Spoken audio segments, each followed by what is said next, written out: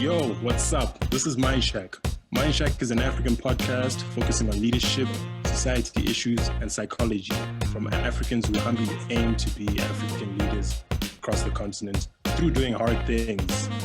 My name is Jean-Claude. I am Zimbabwean and I am based in South Africa.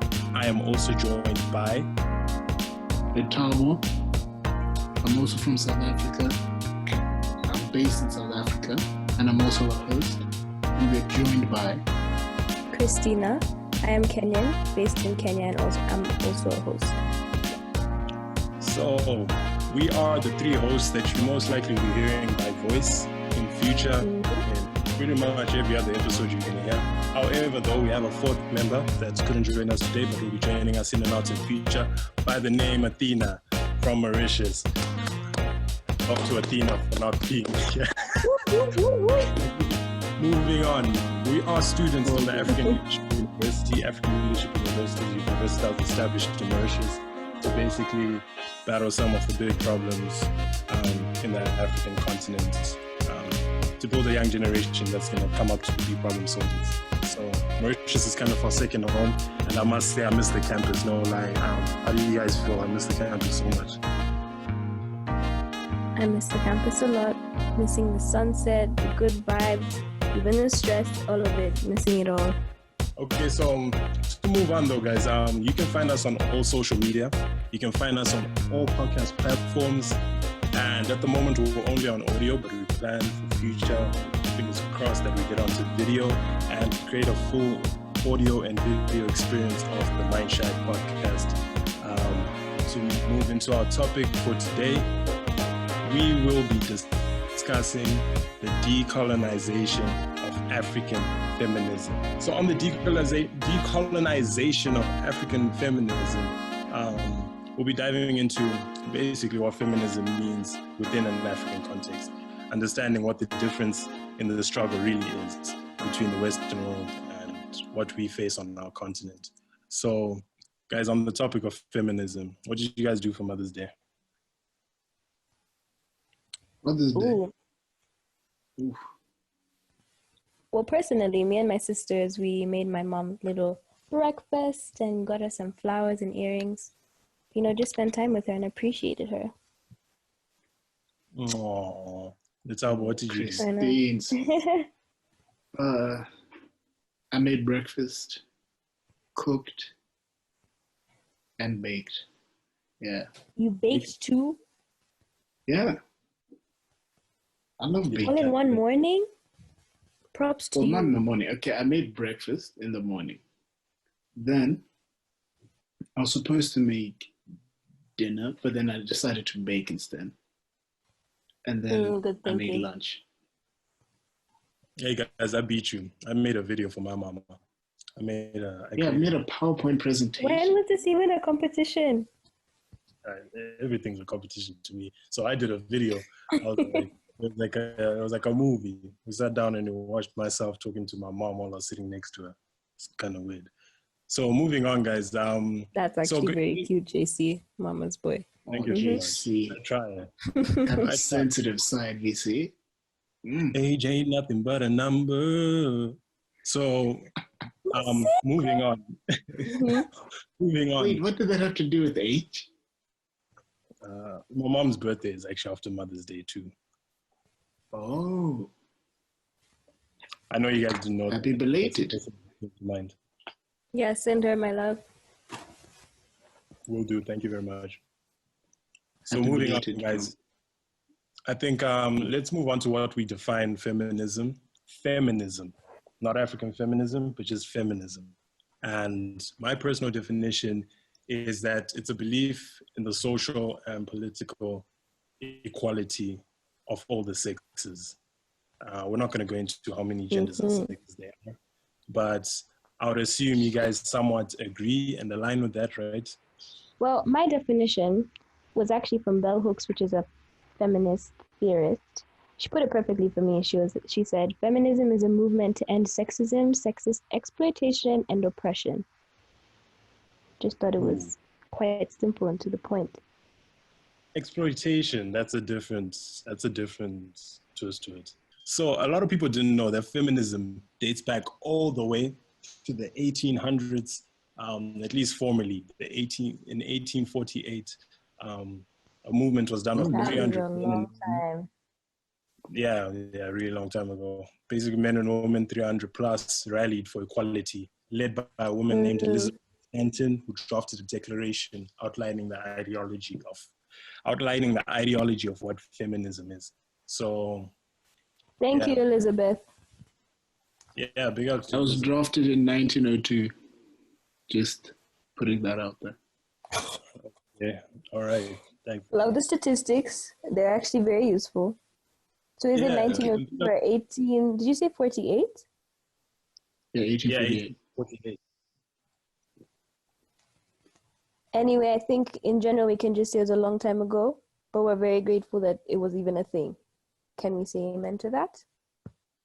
Amen. Yes. Amen. So let me actually ask you guys a question before JC, you give us some more statistics, educate me and school me. How did you guys actually feel about feminism before you researched on it? So before, like, for me, I was like, feminism as one definition. I always thought of feminism as part of what we learned in university is that we never fully covered feminism in university. That's one thing I picked up when I went into the research, because I felt like feminism was, obviously the first definition, feminism, I was like, it's a woman's movement at first. And then this was a couple of years ago, before university, leading up to university, I then discovered that it's a movement for women more than anything, which anyone can be a part of. And then going into the research, like I was just learning that there's different types of feminism. And what that means is that there's different ways women are affected in different places. And so feminism is a bracket and blanket, but there's so much that goes underneath that's like for us to unravel. And when you unravel it, it's like you really when you unravel it, you get into understanding the beauty of the movement. So yeah, that's mine. That's a beautiful way to put it. What about you, Lethabo? Personally, I think when going into it, I knew there were different types of feminism. Because I think through my discussions, I always got interested with feminism in certain aspects. Because I think, especially when I was talking to my mom, I always used to bounce it around with her. And I think she was the one who first brought me on the idea that there's different types of feminism. And not just like the radical and all of that. I think it's like radical, liberal, and she got me to the African one. Because I know she, at that time, especially got me at a time when I was more African based and all. So I think it helped when doing my research to broaden my perspective on feminism. We've answered from a man's perspective. Yes. By the way, well answered. Ooh, pressure. But, excuse me? I'm just saying, back at you. I'm sure you'd have thought of it by the time we described it. Anyway, so my feminism, in my point of view, is definitely female empowerment. But like you said, JC, it's actually, it was interesting to me to find that it's for both genders, it's for everyone. You know, it's as a human, you should be a feminist or an ally. You know, an ally is basically a male feminist, because it's really just the equality of the sexes. It's against sexism. But I think that's what wasn't so clear to me. Well, that wasn't the message that I used to get before. I just kind of felt like it's females who are fighting for females, you know? When now it's really just humanity who's fighting for equality. It's just that right now, because of patriarchal society, it's females fighting for better opportunities and all, you know, that type of equality. So that was very interesting to me. And yeah, even as a female, I was quite misinformed, which I think happens. So I'm glad we talked about this. Yeah, that's real. Like the way I think of it is that feminism is like, it's working towards equality. And so if it's working towards equality, it's not to belittle men. I feel like men are in a position Exactly. where men are in a position where they feel as though bringing up these women might take something away from them, or something, Mm-hmm. maybe some level of insecurity. But it's not to belittle men, but to fix inequalities predominantly faced by women. Mm-hmm. And so, yeah, in that regard, Exactly. it's so interesting. Perfectly said. There's just so much you can go into, like we see one of the things, right, that's quite interesting about the way we view feminism is the biases people have, right? So the biases for me are more alluding towards how we view men and how we view women. And I think a big factor is that we see men as like people that take charge, and we see women as people that probably take care. They're a little more like the word is feminine. They're a little more feminine. So to cancel Take the a deep notion that breath in. physical differences mean equality is not possible. Oh, yeah. I think naturally men and women will always be different, even just because of our biological setup. But that doesn't mean our opportunities should be different. Mm. Yeah. That's true. And that's the biggest thing. Like the way we see it right now is the higher up you go, the less women there are. And that's what is part of the That's problem. the issue, because there are actually some women who are fully equipped to lead and, you know, to run different huge organizations, and the only factor that's holding them back is their gender. You know, that to me is it's the same anger that you get even from racism, you know. So Yeah, and it's funny because like historically some of the people that have done the most, I want to say, wrong to humanity have been men. Like we see men as providers. no. We see men as assertive, as strong, as driven, but like there's context, there's scenarios that work for that and scenarios that don't work for that. Yes. And so women as supportive, emotional, helpful, sensitive, fragile is good or bad in some natures, but in different scenarios, it might be exactly what you need. And so people like Donald Trump, President Donald Trump, and or Boris Johnson from England. These are two, like, if you put them together, like two of the most powerful people in the world. Right? There are some, in the world, there are some other powerful people, but when you put them together, they're pretty powerful. And or Donald Trump, for instance, when he was going into power, I think he ticked a lot of those boxes: assertive, strong, driven, economic background, business. And so a lot of people were quickly like, that's the guy that we want. Yes, the economy has been moving along in America somewhat, but when he's troubled with the lockdown of coronavirus, the virus and the pandemic that's happening right now, some of his actions weren't the best actions to take. He took it as something lighthearted, and I feel like a lot of other presidents, not I feel like, I know of a lot of other presidents who are taking a similar approach. With it, what do you mean? You said some stuff that he's doing wrong, right? I think, is that what you said? Yeah, he's taken the approach that I feel a lot of men take, just basically trying to dumb down the idea that coronavirus, not now, right? When the pandemic started, dumb down the fact that the virus and the flu one and the same thing, which is not the case. Oh God. Yeah, but I know. I mean, the White House it's is not necessarily. So it's Well, misinformation. And I'm saying the way the White House has been infiltrated with the corona has reached the White House as well. So maybe that misinformation is now kind of biting him in the ass. But you know. Yeah, but I mean, I just wanted to say, because I was listening to it was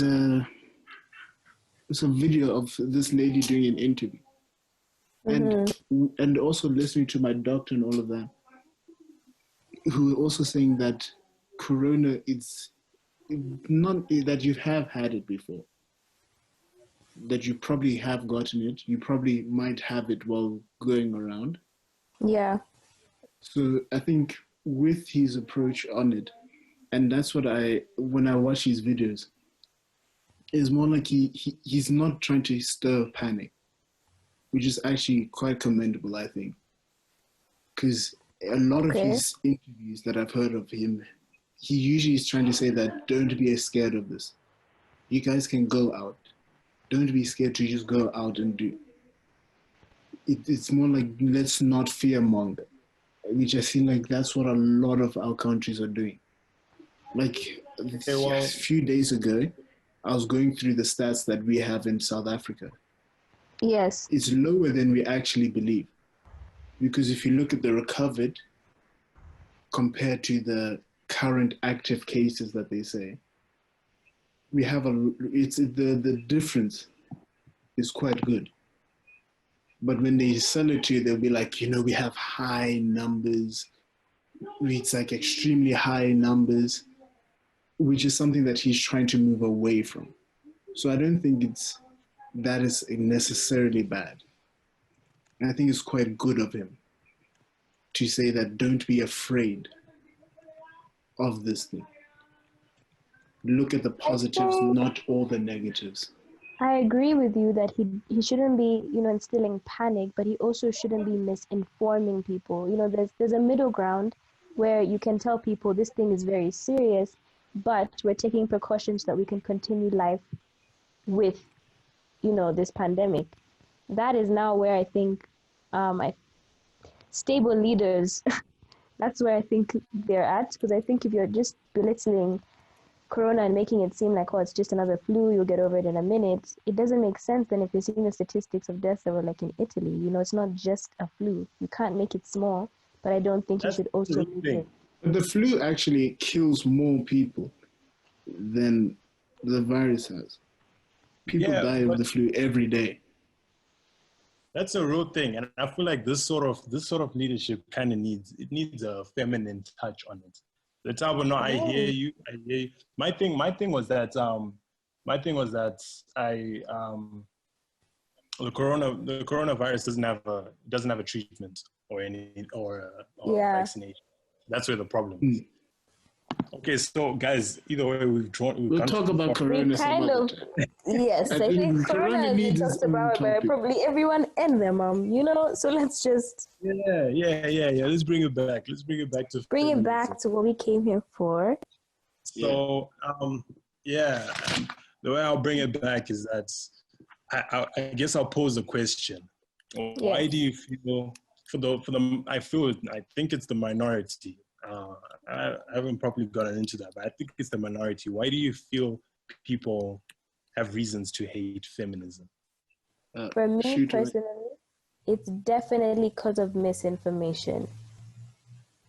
I think people think that feminists are these angry women that hate men, are anti-men, and that's where a lot of negative views of feminism come from.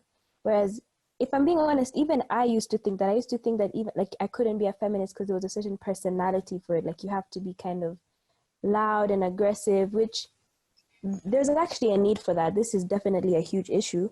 But feminism is really just about being anti-sexism, not anti-males, So I think when people start to understand that it's not that feminists hate men, it's that they hate sexism, that should probably, balance things out. That's just my view. So, yeah, that makes a lot of sense, Christina. That is probably one of the biggest reasons. It's just strongly connected to women with force, women that are angry. And so society in general is kind of frowning upon that. They're like, why is this the image of feminism? Why are they so aggressive?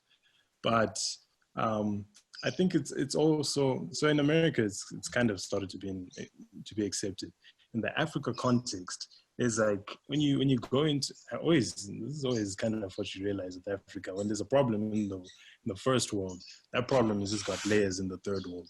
So when I look at the continent, African feminism is it's the idea of it is generally centered around, it seems like the biggest problem is the culture and previous colonialism that already happened. The culture essentially being growing up in a house where the parents, rather the father is the one that's the breadwinner. He's the one that Yeah. he goes out there, he gets the money, he does what needs to be done for the house, and then comes back to have his nice meal cooked by his wife, and that's her job. And so, like, the statistics, when you look at it over the African continent, is just ridiculous. Like, women are just not on the same level as men. And so it's a difficult thing. Like, what direction can you start looking to when it's that deep of a problem? Do you get what I mean, guys? Like in Africa, in the continent, yes, okay. It's a cultural thing. Like within a household, the man is the breadwinner. The woman is not even. She's lacking the education. She's not given the education. She's in their minds not meant to have the education. So where can we start to lean towards to try to find like what can drive a feminist movement, equality? I think it's first understanding both sides of the debate, because I was actually talking to my dad, who was telling me about some of the, like African tradition, and he was saying how the female's role being at home, like now it's been perceived as a very negative thing, and it's an issue, and I understand, right? I'll get to that. But initially it was an honorable thing for a woman to be a nurturer, because the man would go and risk his life. You see, like in terms of the value for life. Sorry? Imagine that. Yeah, the value for life, the man was willing to die because the woman would be the nurturer and she would continue his lineage. So that was kind of the honor that women were given. The way that it's kind of been skewed today is that it's a negative thing. Now, I think it's become a negative thing because men don't give women the choice to choose if they want to be that nurturer or not, because women are very different, There'll be that woman who wants to take up that role and is like, actually, I understand that. I want to be the nurturer. I want to focus on our children. But then there are also some women who just do not want to have kids. Now, I think that's now where the movement comes in, is that for those women who aren't willing to become the nurturer and don't want to take up that role, give them the space to be who they are, Right. So a question comes up for me. Do you feel there's a difference between feminism and equality for women? I think they're the same thing. Are they not? Okay, wait, just to add I'll be confused by that question. But yes, please add on, Lethabo. To what you're saying. I think it also is a change in times. We've also had a lot that has gone on in Africa, because Africa also has a strong history with a lot going on. So I think it's finding a way to move through that time. Because I know, especially I'm going to talk more about the South here, you'd find a lot of guys were taken away. So the women had to step up. And because of that, I think it took a lot of guys a lot of time to realize that women had to step up, because most of guys, when they came back, they thought things should go back to normal. So I think it's trying to find a way to level that. Yeah. Yeah. So I mean, the question was it was built on, because the idea, right, when you call it feminism, I feel like there's that image that's stapled to it of the woman, like the angry woman, and the woman like with the fist in the air, right? So when you call it equality for women, then it's a little bit, I feel like someone is a little bit more open to letting that through. Ooh, true. Yeah. And so it's one and the same thing. It's giving equality to women, but I feel people struggle with the thought that it's being called feminism. And then feminism, they have an image that's attached to what the idea is. And so, I mean, I'm not saying the solution is just changing feminism to equality for women, which it is, but I'm saying that I feel there's a lot that needs to go into changing some, at least in Africa, changing some of the root ways we think of things, just changing the perspectives. The perspectives, what's been practiced before, and those perspectives, what's been practiced before, have built up the biases. And as long as these biases exist, it'll always be a battle. There's also like a lot of this that we haven't covered. There's definitely a lot. There's different there's different types of feminism within different countries of the continent too.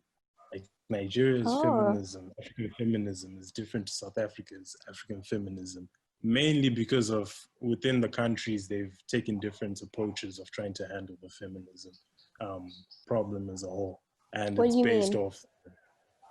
So Like Nigeria, Nigeria, for instance, has something called the snail sense feminism, and it's basically Nigerian women being too conscious of their place in society. So they know in society it's so what we just spoke about right now. It's like been placed into the woman's mind. Now the woman is kind of like, I don't know if it's my place to be even close to the breadwinner of the house.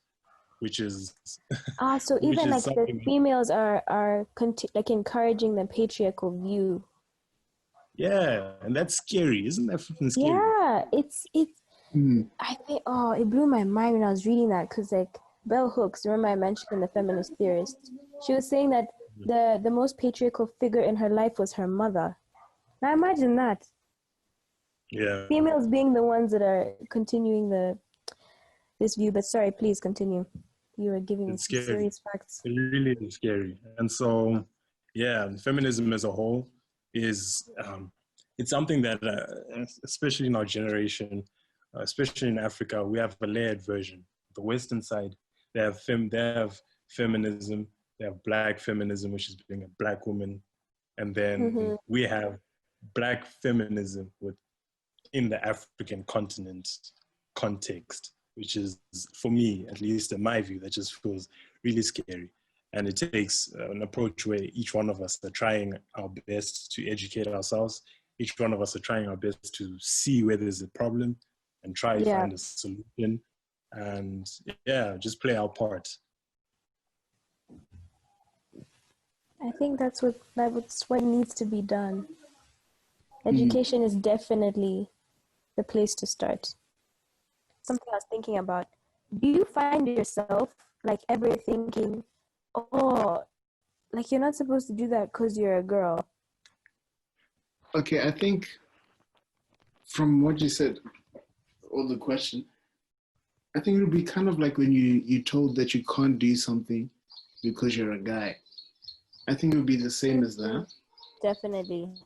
Because I think I know how it feels, because when I started dancing, a lot of people said I shouldn't do it because, it's something that girls do and all of that. And it can be really discouraging. Yeah. Like, especially if you're like good at something, it can really take you out of it. So I think it would be the same as that. That's definitely sexism on your part as well. It's that people create boundaries based on gender, That doesn't make any sense. It's sad. You'd rather somebody say like, Lethabo, you can't be a dancer because you can't dance, rather than saying, Lethabo, you can't be a dancer. And if you're good at it, like... It's so bad. Nah, you're right, dude. Just think of like how many women are going up against that on a level that's slightly different. Yeah, it's... I don't want to jump down what you went through, but it could be a level. No, because the thing is that I do know how, because I think those are certain situations where both sides are affected. Because I think seeing how certain girls would act compared to how certain guys would act, and how they would be told, you're not allowed to do 1, 2, 3, it always came back to me thinking about how I felt with it. That's why I don't discourage people. I feel like everyone, if you want to do something, you should do it. Regardless of what gender you are, you should do it. Yeah. So it's... Love that. I never threw it down and be like, guys should do this and girls can't. I feel if you can do it, you should do it. And I think that another way that I saw it is that I like referencing my mom. She did a lot, especially seeing that a lot of people thought she wouldn't be able to do so. She ran her own company. She did it in a profession which tried to put her down a lot, but she always persevered. It was an industry that had a lot of men in it, but she persevered. And I think that always was my inspiration, that I should never give up because of that. Because if she can push like that, then why can't I? So I think that's my difference. She's a I love badass. that. And Yeah. I feel as though the message you're giving off is an important message because a lot of, I feel, dreams that dreams are dying out there because some people just feel as though, oh, I'm not supposed to do that. Okay, I'm just gonna remain within this box. You remain within that box forever. For you, Christina, whenever you felt this sort of boxing on you, if it happened, how did you feel? I wouldn't say, okay, well, right now I can't really remember a situation where I've specifically been told, you can't act like that. I mean, like, you can't do that because you're a girl. But it's more of people telling me how I should behave or how I should talk or how I should do things because I'm a girl. Yeah, it's not necessarily like stopping me, it's more of boxing me. I hope you understand what I'm saying. It's like not people saying, oh, like, Tina, you shouldn't go after that opportunity because you're a girl. They won't say that, but they'll say, Tina, you shouldn't sit like that because you're a girl. Like, I can't explain. It's like, I would just say that definitely when it comes to my behavior, there's a lot of these boxes that are thrown onto me just because I'm a girl, or certain things that I'm supposed to learn or understand because I'm a girl. You know, like different things that might not even be interesting, but you're supposed to like because you're a girl. You know, that's what I think is frustrating, because like even something like makeup, it's only recently that I started to like really enjoy it. But initially, it was something that I was like, I mean, it's great. I like skincare more, but I mean, if you guys are into makeup, do you? But it's like everyone just gave me this pressure to get into makeup and be good at makeup and like makeup. And I'm just like, do you? Do you mean? Yeah. No, it's okay. You saying I like makeup? I'm my guy. Go ahead, Christina. Yeah, I was just saying that like there's certain things that are expected of you just because you're a girl, like things you're supposed to like and be into and be good at. And I think that's one of the issues that I'd have, is just, why don't you apply that to guys as well? You know? Yeah. That's my only question. It's like, okay, this is such an important thing to be into. Just apply it on both sides. Remember the way I was telling you guys about the personal hygiene thing? Well, I'm very thankful that I'm into that kind of thing and I like to learn about it. But it never made sense to me how much people pressure girls to be into, like, you know, the whole beauty and hair care type of, you know, beauty and hair care, but they don't do the same for guys. It's like when you see a girl, you're like, yeah, you should be getting a manicure and you should be dressing like this and you should be wearing this. For a dude, it's like, oh, you took a shower today? So it's just so confusing. But I mean, just figuring it out and unlearning things that need to be unlearned.